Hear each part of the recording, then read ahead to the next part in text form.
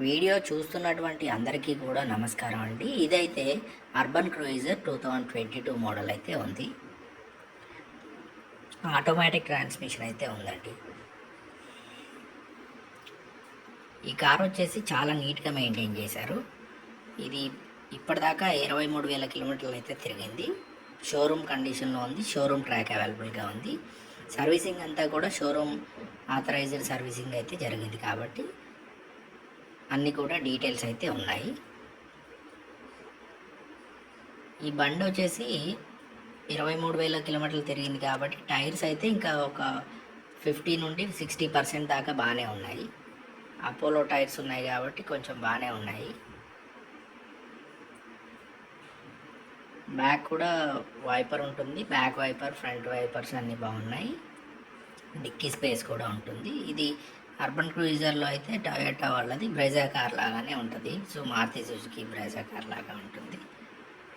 Alloy wheels అయితే ఉన్నాయి. నీట్గా ఉన్నది కార్ అయితే, ఎక్కడ కూడా స్క్రాచెస్ లేవు. ఈ కారు షోరూమ్ ట్రాక్ అయితే అవైలబుల్గా ఉంది. మాన్యువల్ ట్రాన్స్మిషన్ కాదండి, ఇది ఆటోమేటిక్ ట్రాన్స్మిషన్ అయితే ఉంది. చూస్తున్నారు కదా, ఇప్పటిదాకా అయితే 25,000 చిల్లర, అంటే 26,000 తిరిగింది అనుకోవచ్చు. టచ్ స్క్రీన్ కానీ అన్నీ అవైలబుల్గా ఉన్నాయి. ఇంటీరియర్ కూడా బకెట్ సీట్స్ కానీ ఇవన్నీ కూడా ఉన్నాయి. పవర్ విండోస్, పవర్ స్టీరింగ్ అన్నీ కూడా ఉంటాయి. దీంట్లో మాన్యువల్గా అయితే మీకు ఏది ఉండదు. ట్రాన్స్మిషన్ కూడా ఆటోమేటిక్ ట్రాన్స్మిషన్ ఉంటుంది. ఫ్రంట్ అండ్ బ్యాక్ కూడా సీట్స్ అయితే నీట్గా ఉన్నాయి. సీట్ కవర్స్ కూడా కొత్తవి.